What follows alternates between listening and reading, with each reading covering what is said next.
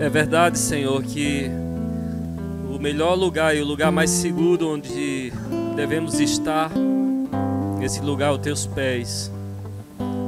E esse lugar está à disposição de todo aquele que invoca. Por isso queremos estar sempre aos pés do Salvador, hoje e sempre. Amém. Gente, hoje eu escolhi ler com vocês e estudar um pouquinho sobre Mateus 7. O Sermão do Monte, né, o Sermão das Bem-aventuranças, né, o sermão que abriu o ministério de Jesus, ele é muito conhecido. Alguns chegam a afirmar que o Sermão do Monte é o índice de todos os ensinamentos de Jesus. Então, por exemplo, a forma literária como foi escrito o livro de Mateus, o Sermão do Monte é o índice, e os demais eventos que sucedem, os acontecimentos, os relatos, as narrativas, os encontros, é apenas um desdobramento de tudo que Jesus apresentou ali no seu Sermão do Monte, estruturado ali nos capítulos 5, 6 e 7 do Evangelho segundo Mateus. Lucas, ele fala muito por alto, ele faz um resumo, e quem faz a exposição por completo é Mateus, né? Então, eu já preguei aqui o capítulo 5, 6, mas eu nunca preguei com vocês em nenhum outro lugar isso que eu vou pregar hoje, que é o fechamento do capítulo 7, é a conclusão que Jesus teve ao fechar esses assuntos. E é uma metáfora, né? Jesus vai usando a metáfora ao decorrer de toda a narrativa bíblica. Você vai vendo as metáforas. No próprio Sermão do Monte, Jesus usa por diversas vezes a metáfora.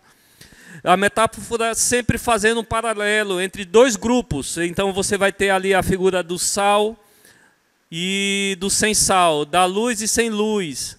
Você vai ter a figura do construtor que constrói sua casa sobre a rocha, e aquele que constrói sem a rocha.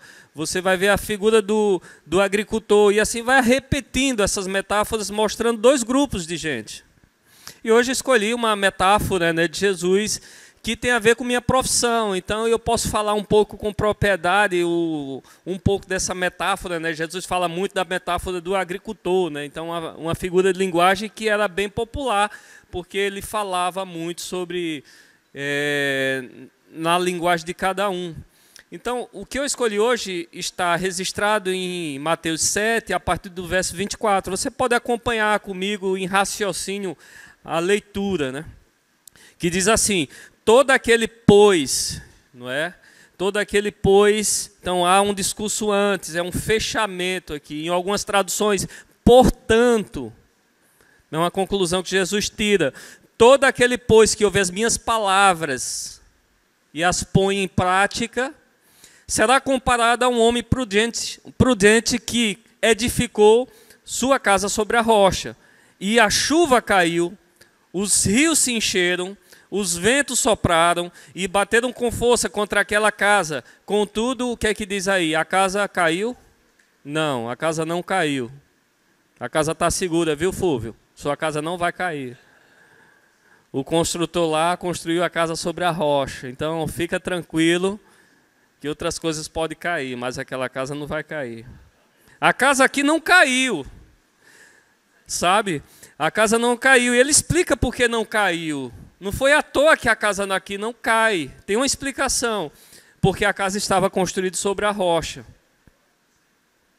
Mas, Jesus continua, mas todo aquele que ouve estas palavras e não a pratica será comparado a um homem insensato. Então tem algumas palavras-chave: prudente e insensato.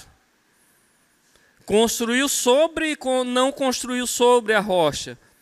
O homem é insensato que edificou sobre a areia. E a chuva caiu, os rios se encheram, os ventos sopraram e bateram com força contra aquela casa. E ela caiu, mas não só caiu. E grande foi a sua queda. Olha, não basta cair, mas grande vai ser a sua queda.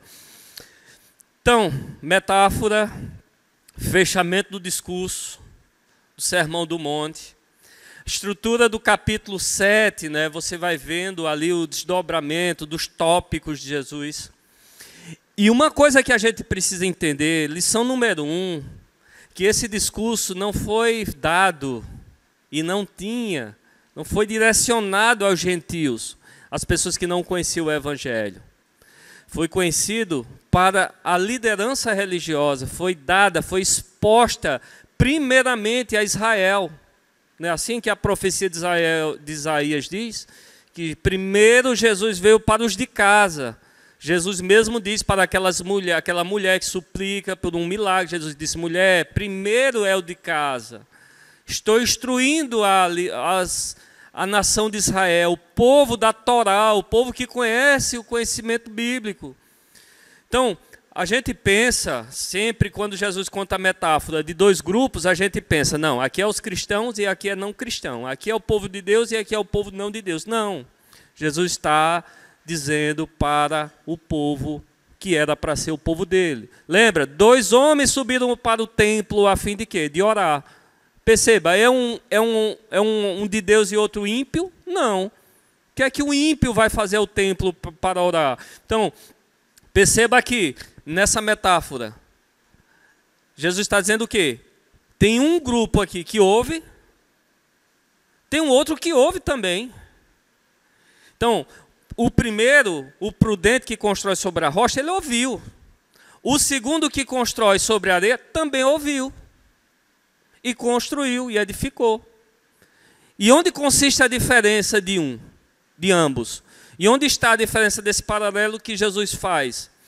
Então, a estrutura você percebe, né? Jesus ele entra ali falando sobre a questão da gente ter confiança em Deus, de não ficar ansiosos por coisa alguma. Depois ele muda o discurso e fala sobre o juízo precipitado, não fique preocupado em julgar ninguém, antes vá tirar a trava que está no seu olho, não se preocupe com o cisco de ninguém, ou seja, não fique olhando, não é de sua competência, não é do seu ofício ficar analisando a vida, julgando, condenando quem é ou quem está com você. Não faça essas coisas. Quem é que fazia essas coisas? Os judeus. O povo da Torá, o povo da lei. E aí Jesus persista na oração, na entrega, na confiança. Confie que você não está só nessa nova ordem de vida que vocês vão ter agora, não olhando mais para você, não andando segundo agora seus conceitos, mas se entregando à vontade de Deus, permitindo ser levado pelo Espírito Santo. E aí ele fala aquele texto que é muito mal interpretado, principalmente no mundo evangélico, né? Os 2 caminhos, larga é a porta que conduz à perdição. Aí as pessoas tiram isso aqui do contexto e dizem assim, está vendo como o mundo está? Está vendo na sua maioria, na sua plenitude? Está vendo isso aqui? Já vi até gente colocando assim em PowerPoint, né, e bota a foto lá de um show, aquela grande multidão lá, nem entendeu o propósito, a finalidade de cada um. Está vendo? Multidões, larga o caminho que leva à perdição. Aí bota a foto de uma igreja de 3 ou 4 pessoas. E aí estreito. Mas o que Jesus está falando aqui no contexto, justamente para a classe religiosa, aqui, ó, é muito fácil você viver sobre a religião da sua confiança. Todos vão por esse caminho. Todos vão para o caminho do julgamento. Só é olhar os tópicos e os parágrafos expostos aqui por Jesus. Olha, na maioria é natural que o ser humano julgue um ao outro. Dentro do ambiente religioso, quem entra ali na porta, a gente está logo julgando de onde a pessoa é, de como a pessoa está vestida, o que é que aquela pessoa faz. Jesus está dizendo, deixa isso aí comigo.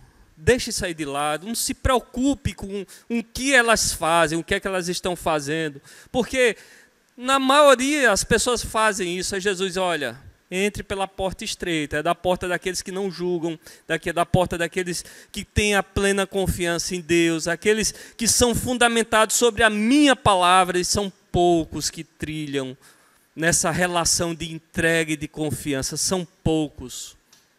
São poucos que entram pelo caminho, porque é um caminho estreito de você se esvaziar de si, se entregar a Deus e confiar plenamente. E aí ele mergulha mais ainda nesse ponto, quando ele fala agora dos falsos profetas, porque naquele dia, quem vai dizer, olha, Senhor, em teu nome eu profetizei, expulsei demônios, eu fiz isso, eu fiz aquilo em teu nome.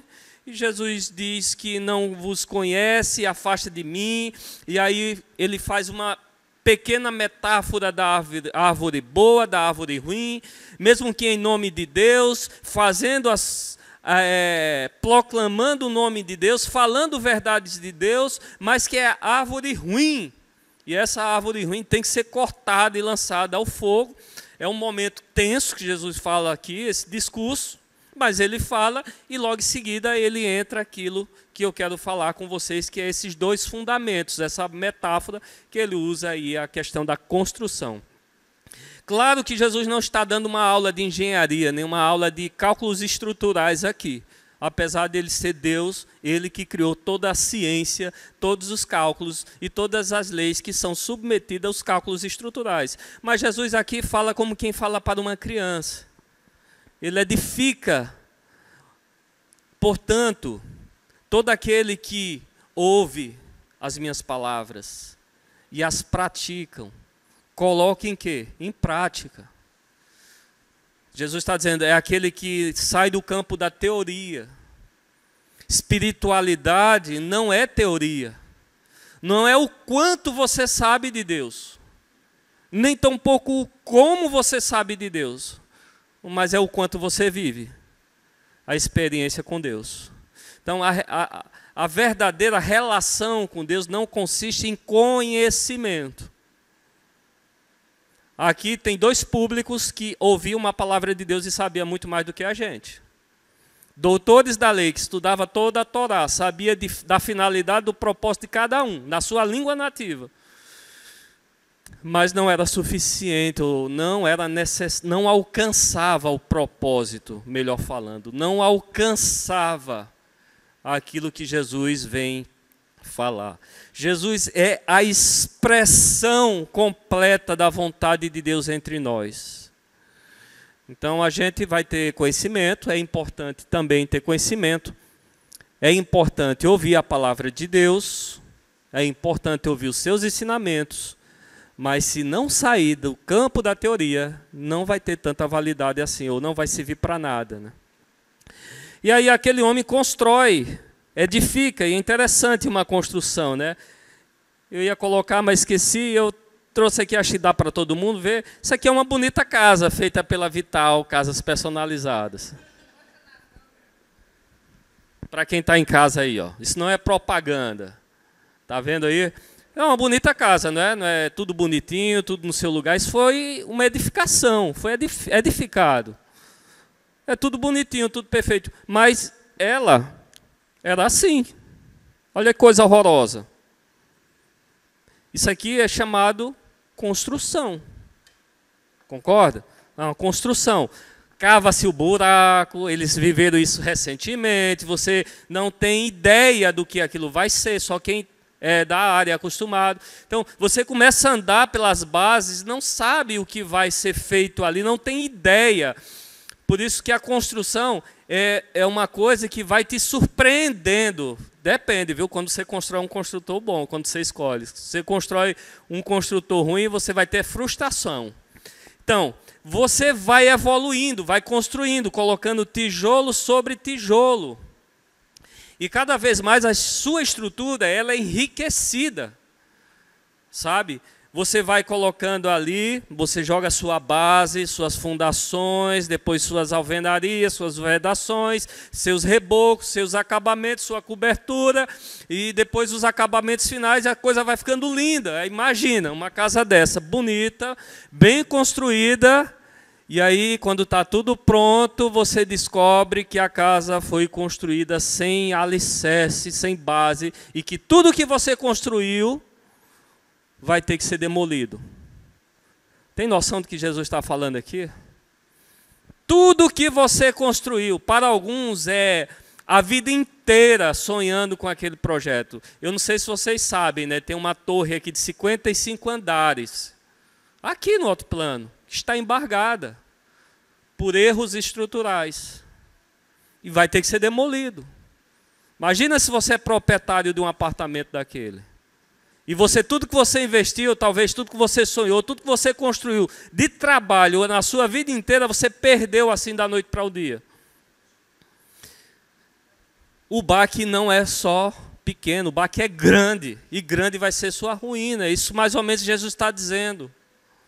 Jesus está dizendo, não só vai cair, mas grande vai ser a queda, porque a sua vida, a sua expectativa de vida vai de água abaixo, vai tirar teu teto, teu chão, tua vida inteira, tudo que você construiu.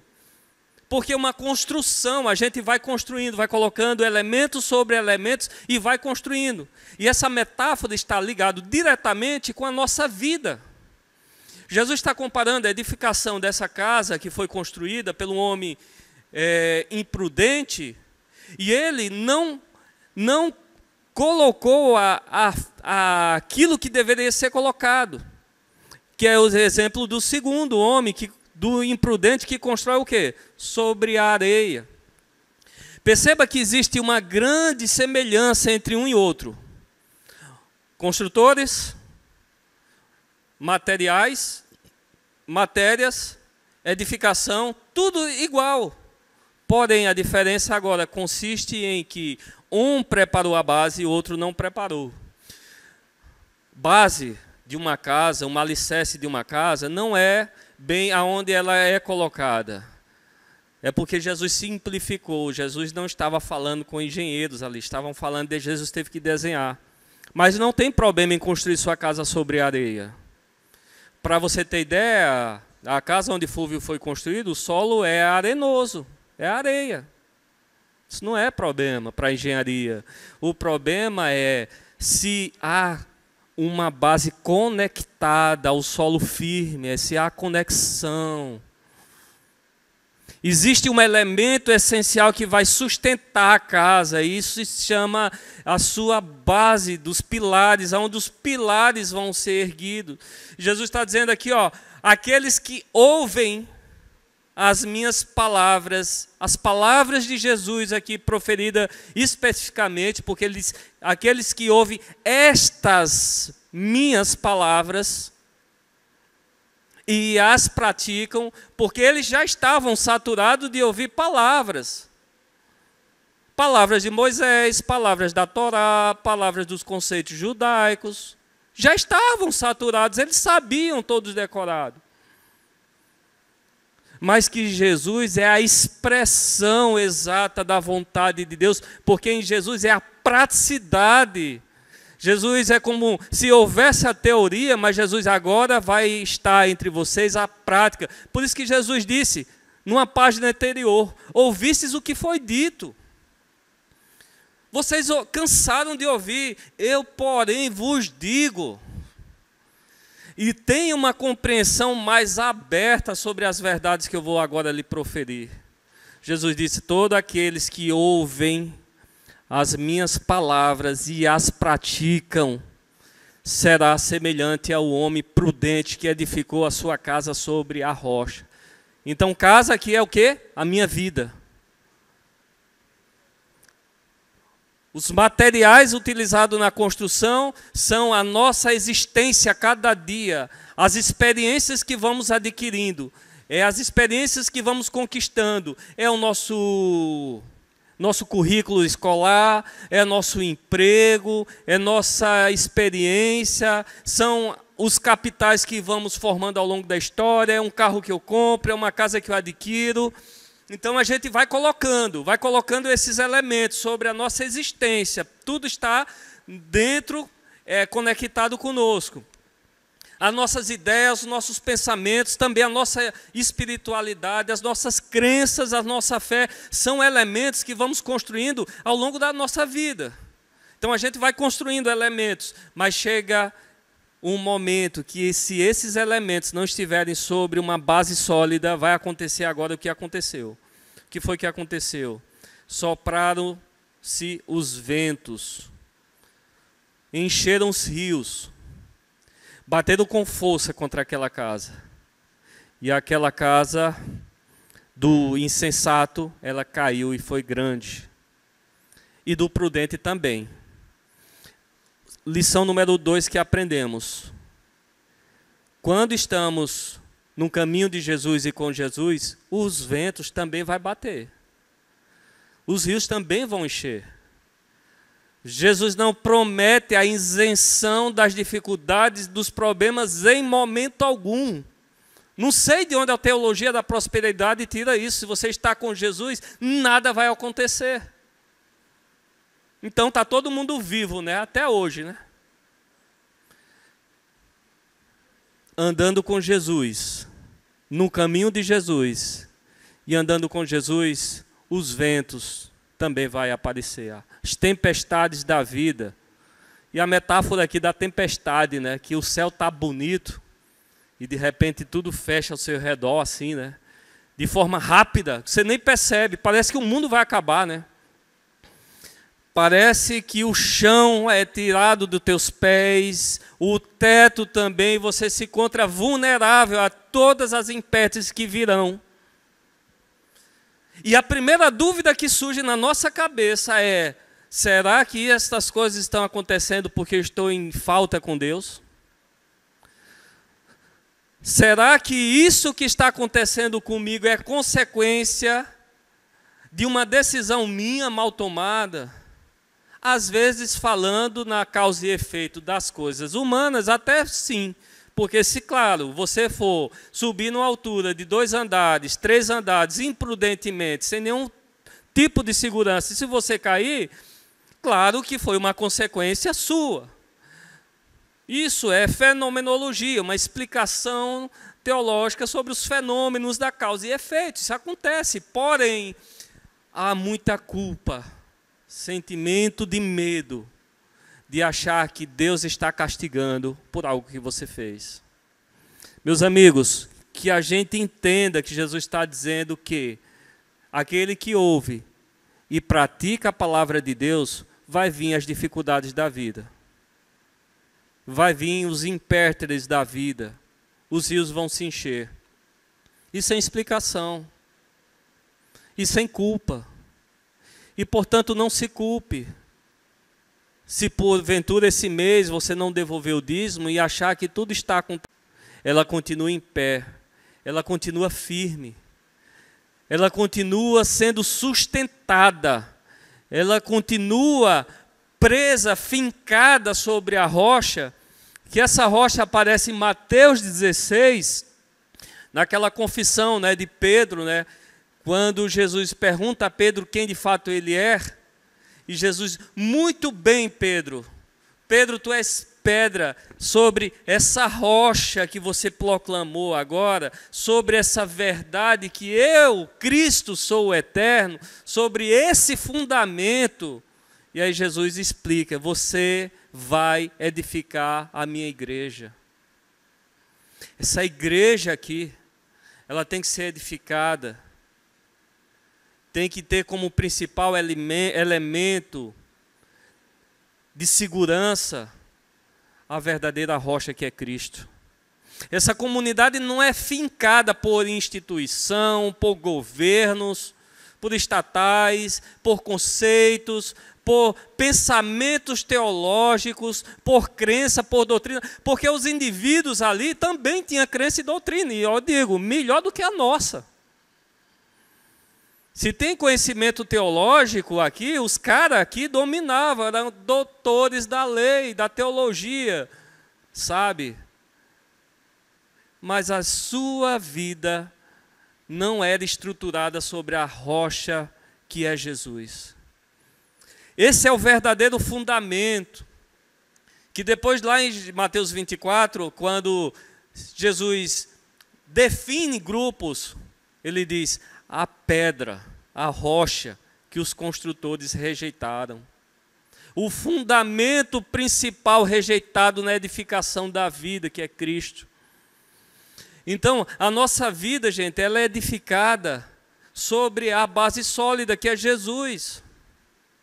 Se você edificar a sua vida, sua crença, sua fé, sua motivação sobre esse elemento, vão soprar os ventos vão assoprar, vão bater, as tempestades vão cair.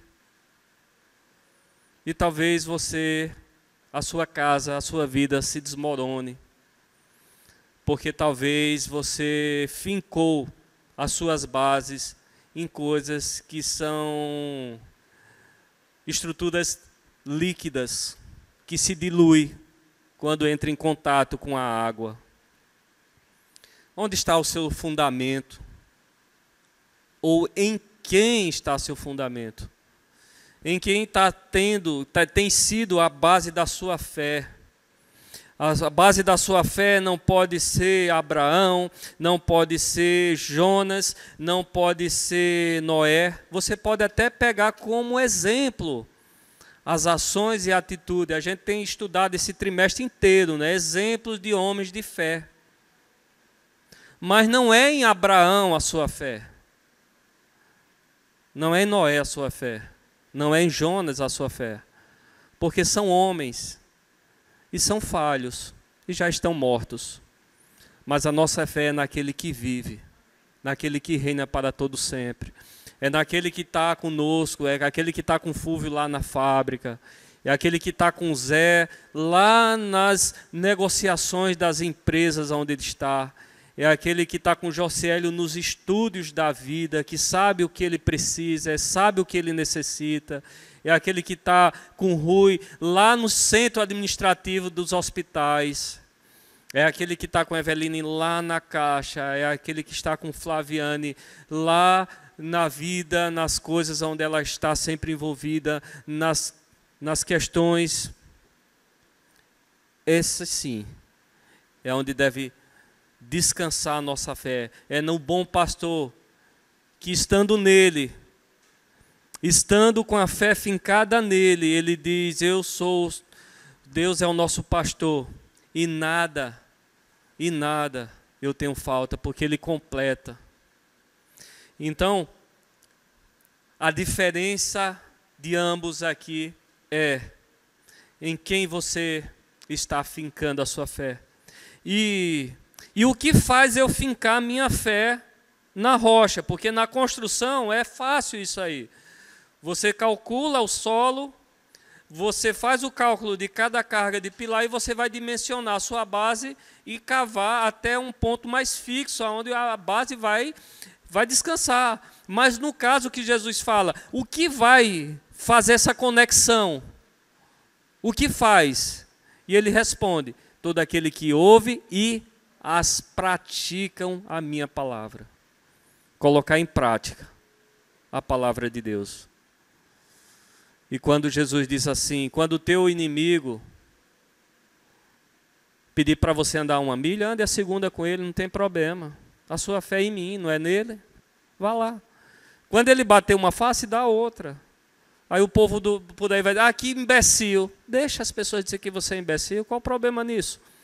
Você vai escolher a palavra de Deus ou vai escolher a palavra de pessoas cheias de violência? Não, você tem que vingar-se. Você tem que retribuir com a mesma força que você foi ferido. Mas quem que está dizendo isso? É Deus que manda eu fazer isso ou é os homens que mandam fazer isso?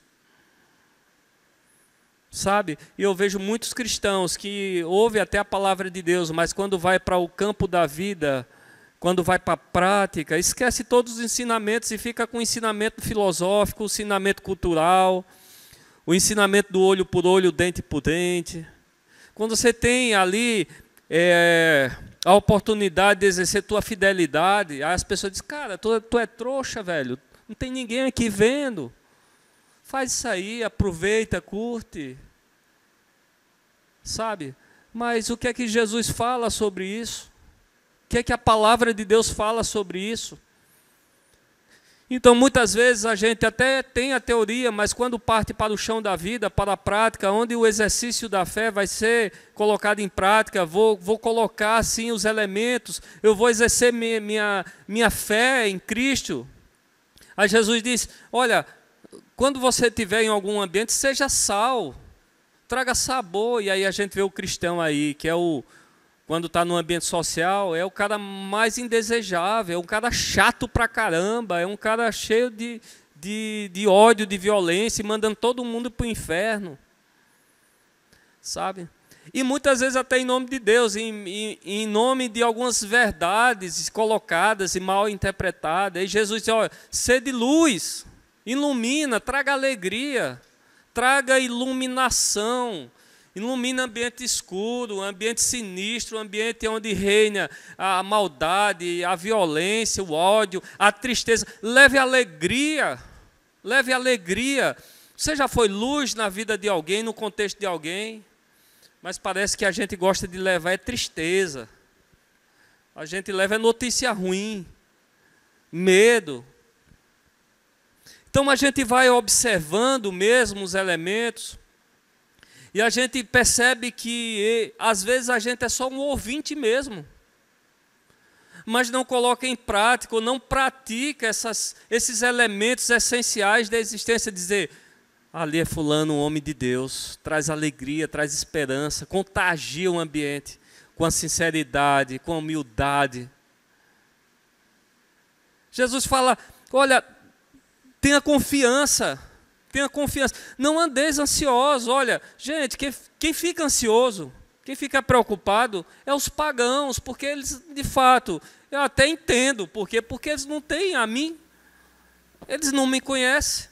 Então, eles estão vulneráveis às suas próprias circunstâncias, então tem que se preocupar mesmo. Aí Jesus, não fiquem ansiosos por coisa alguma. E a gente, como cristão, cai na ansiedade, cai na preocupação, cai na tensão. E a gente acha que isso é natural. E não é natural, é porque a gente não ouve as palavras de Deus e não coloca em prática. Porque se eu colocasse em prática esse exercício de fé, confiança, e aí não confunda com imprudência, né? A gente faz a nossa parte, até onde eu chego. Não alcancei aqui, não consegui, entrega agora a Deus, que agora é a parte dele. Eu faço a minha parte, sou um bom profissional, eu me preparo, eu me organizo, e essa parte me compete. Agora, se vai de fato vingar aquilo que eu estou fazendo ou não, é com Deus, não é comigo. E a gente cai em depressão, cai em preocupação, em tensão, por um elemento que Jesus disse, se você colocar em prática, vai aparecer circunstâncias desfavoráveis para você, vai aparecer os ventos, a tempestade, mas vai passar, não vai te derrubar. Você não vai ser derrubado por isso. Isso não vai te derrubar, porque a sua vida foi construída sobre a verdadeira rocha, que é Jesus. Que é Jesus. Isso é uma questão de escolha, meus amigos. É uma questão que eu não posso impor, nem mesmo um Deus, é uma questão de escolha. Existem dois caminhos. Existe uma forma de construir a sua casa sobre elementos líquidos, sobre areia, se você apenas for um ouvinte da palavra. Mas também existe um caminho bem melhor, e eu preferiria, e eu te sugeria ir por esse outro caminho, de construir a sua vida sobre a rocha que é Jesus, de ser um ouvinte e de ser um praticante da sua palavra. Coloque em prática a palavra de Deus na tua vida. Não é na vida dos outros, não. Na sua vida.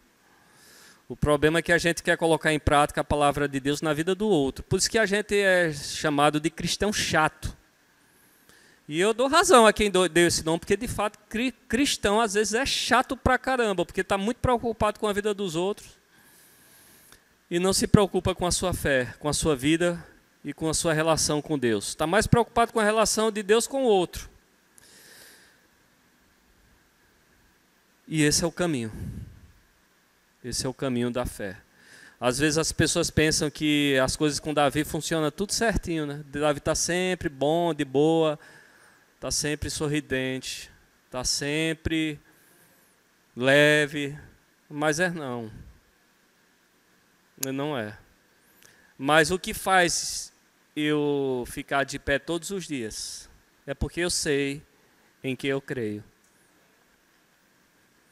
Eu sei aonde consiste o meu elemento que me sustenta.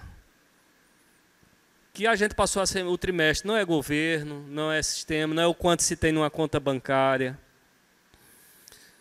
não é o quanto você tem de patrimônio, não é o quanto você juntou de conhecimento, não é o quanto você conseguiu juntar na sua vida, não é isso que te deixa em pé. É aonde está fincada a tua fé. É quem é o primeiro no teu coração.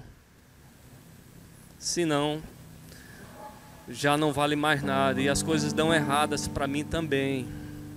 E muitas vezes eu estou aqui só pela misericórdia de Deus. Mas Deus fala comigo através de várias circunstâncias. E eu consigo sentir a mão de Deus em todos os momentos da minha vida. Eu consigo sentir a mão de Deus me guiando. E o que me deixa emocionado é justamente isso. É saber que um Deus do céu, que conhece o meu nome, conhece as minhas necessidades, Ele anda comigo.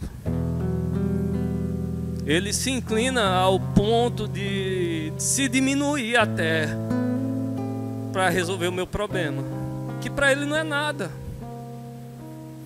Mas o que eu quero dizer com isso, irmãos, é que nada nessa vida é permanente. Ou seja, se a tua vida for fincada naquilo que você construiu, você pode amanhecer qualquer dia sem ela. E se você não tiver uma fé sólida, vai desmoronar tudo. Tudo que você construiu. E é interessante que quando eu acordei ontem lá no grupo, né, eu coloquei um outro tema. Eu não ia pregar esse tema, eu estava pronto para pregar um outro tema. E do nada, 10 minutos eu botei a mensagem e eu apaguei. Porque Deus queria que eu estudasse os 2 fundamentos. Eu estava precisando, na manhã de sexta-feira, saber qual era a base da minha fé. E ontem eu levei uma lapada muito grande, eu não vou contar agora. Foi uma lapada muito grande, onde o chão caiu, o teto desmoronou. E eu passei o dia com essa mensagem, porque antes de sair de casa já tinha acontecido, só não tinha recebido a notícia. Esse texto se passou por várias vezes na minha vida. E tornou-se mais real. Se tornou-se mais real. Amanheci escutando a música do Vocal Livre, Temporal, né? Música linda, Temporal, Temporal. E o temporal é interessante, porque o temporal mesmo, forte, né? E eu que sempre estou olhando para o tempo, o céu às vezes está limpo. E de repente começa a escurecer de forma rápida, instantânea, que às vezes não dá nem tempo de você pensar. E quando você se olha, você está no meio do temporal, sem saber o que fazer. E a dúvida é, vai acabar aqui? Vai acabar. Será que tudo vai acabar aqui? E no meio do temporal, a gente nunca passou por um tornado do furacão, né? Mas a música continua. Mas no olho do furacão, né? Existe a ponta do céu, que é Deus convidando e mostrando, olha, eu estou contigo dentro desse temporal, você não está só.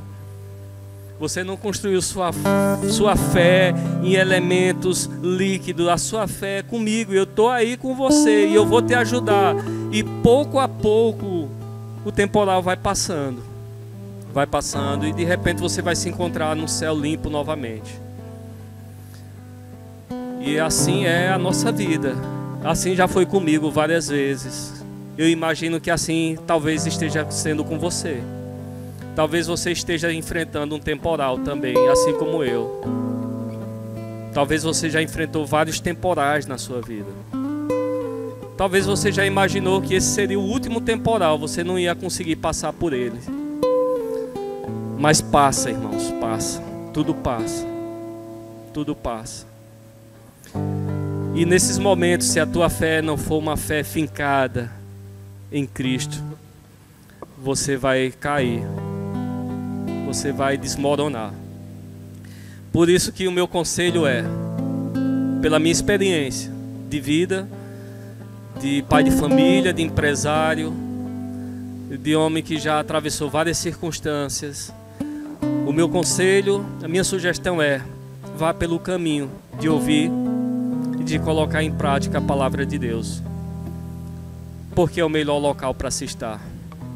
Não é porque você vai estar isento das tensões da vida, não vai estar, vai enfrentar os mesmos problemas, mas é o melhor caminho para se estar. É o lugar mais seguro, é o lugar mais confortável, é o lugar onde Deus vai te dar força todos os dias. Vocês concordam comigo? Vocês querem também ir por esse caminho de ser um ouvinte, de ser um praticante? Você que está em casa também quer ir por esse caminho? Não é um caminho bem mais leve, né? É um caminho bem mais leve, é um caminho que vai te deixar cheio de paz no coração, mesmo quando você estiver passando por essas aflições da vida. É por esse caminho que eu sigo e é por esse caminho que eu quero que meus irmãos, meus amigos e meus filhos também sigam.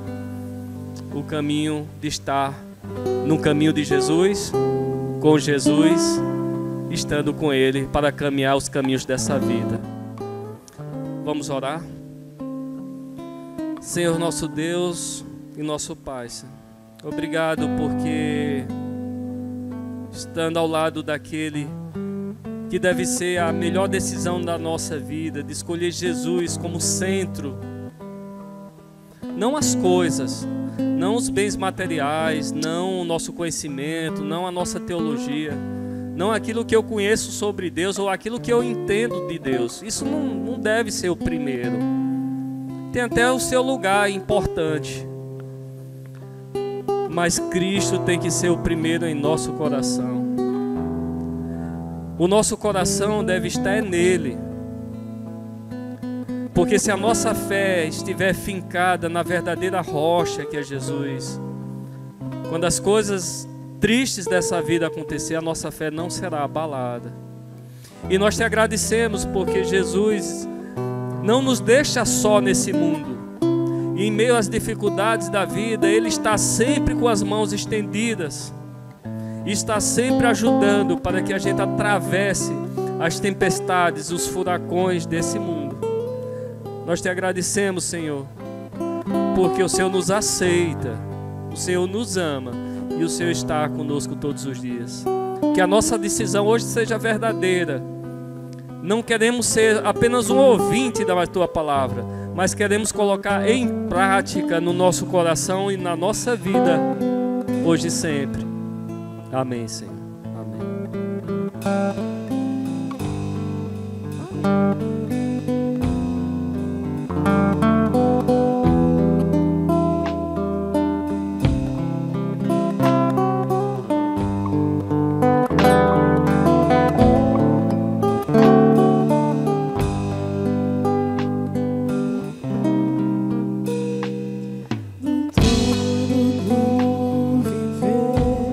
Só existe lugar